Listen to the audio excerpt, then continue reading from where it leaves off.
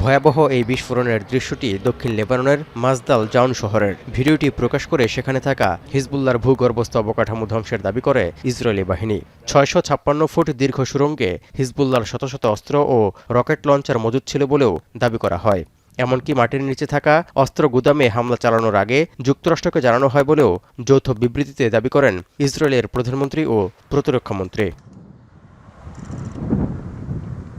যুক্তরাষ্ট্রের মধ্যস্থতায় হওয়া Lebanon Israel কাঠামোগত নিরাপত্তা চুক্তির পরও দক্ষিণ লেবাননে এভাবেই হামলা চালিয়ে যাচ্ছে তেল আবিব। এ অবস্থায় এবার লেবাননের পার্লামেন্টে আটকে গেল বৈরুত তেল আবিবের কাঠামোগত নিরাপত্তা চুক্তি।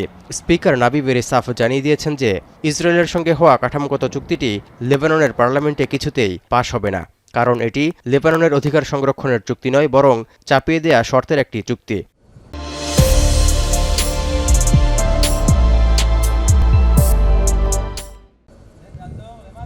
এদিকে এই চুক্তিকে ইসরায়েলের কাছে আত্মসমর্পণের শামিল আখ্যা দিয়ে আগেই তা প্রত্যাখ্যান করেছে ইরান সমর্থিত লেবাননের সশস্ত্র গোষ্ঠী হিজবুল্লাহ। এমনকি চুক্তিটি আপনা আপনি ব্যর্থ হবে বলে মন্তব্য করেন হিজবুল্লাহর রাজনৈতিক পরিষদের উপপ্রধান মাহমুদ কামাতি। একদিন আগে ইসরায়েলের প্রধানমন্ত্রী বেনিয়ামিন নেতানিয়াহু এই চুক্তিকে নিজেদের জন্য বড় বিজয় হিসেবে আখ্যা দেন। এছাড়া চুক্তি অনুযায়ী লেবানন সরকার তাদের দক্ষিণাঞ্চলে ইসরায়েলি সেনাদের উপস্থিতির অধিকারকে স্বীকৃতি দিয়েছে বলেও বিস্ফোরক দাবি করেন নেতানিয়াহু।